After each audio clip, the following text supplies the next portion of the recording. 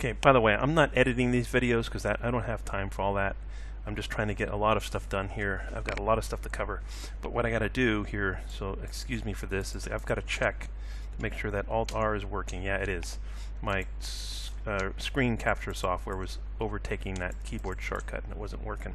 So, all right, back to where we were with my keyboard shortcuts working. We were talking about the shortcuts for manipulating.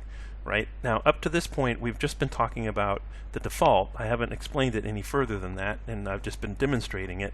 And maybe you've been wondering, as I've been hitting the R key, what's going on there. If you can see there, it seems to be rotating kind of randomly. Well, it's really not. So let me explain how that works. So if you see in this viewport, I'm rotating it like that, right?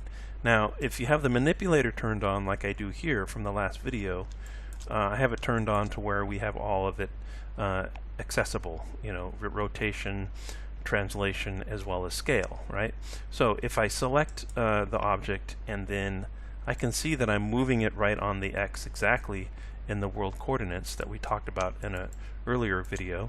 And you can see here, if I rotate it, I'm rotating it exactly on that coordinates, right? Okay, and so Alt-R will undo the rotation.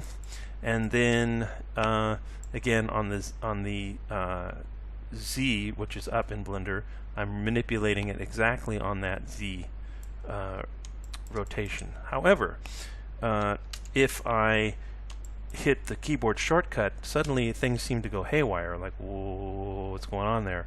Well, let's explain what that is. So what this is it's rotating it based on your view. Like if you have it over here, you can see I'm rotating it from the view. But to further illustrate that, let's look back at these keyboard shortcuts to change the viewports.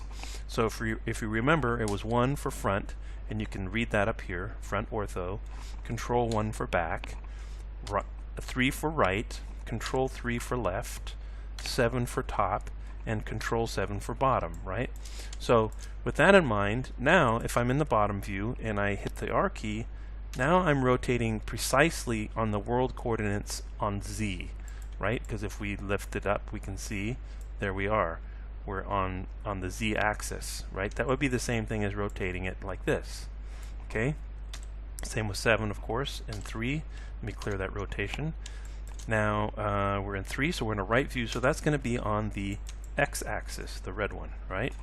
So in 3, as long as I'm not in perspective, remember 5 key to go back and forth between perspective and ortho, right? If I'm in the orthographic right view, I'm rotating it precisely on that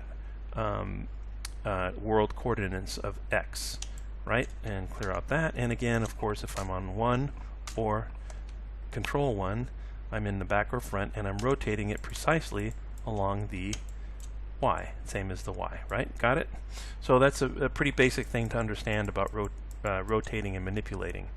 Okay, so the next thing you want to know is, well, how would I rotate something on this with a keyboard shortcut? So now we introduce the next level of shortcuts, and that is let me clear this out. So we are in a perspective view, true perspective, user perspective, right? And now I'm going to hit the Y key. Excuse me. Well, you can do that in order, but that's not the order you usually do it in anyway. So you can hit the R key and then hit the Y key for that coordinates, and now you can see I'm manipulating it specifically the same as if I was doing it like this, right?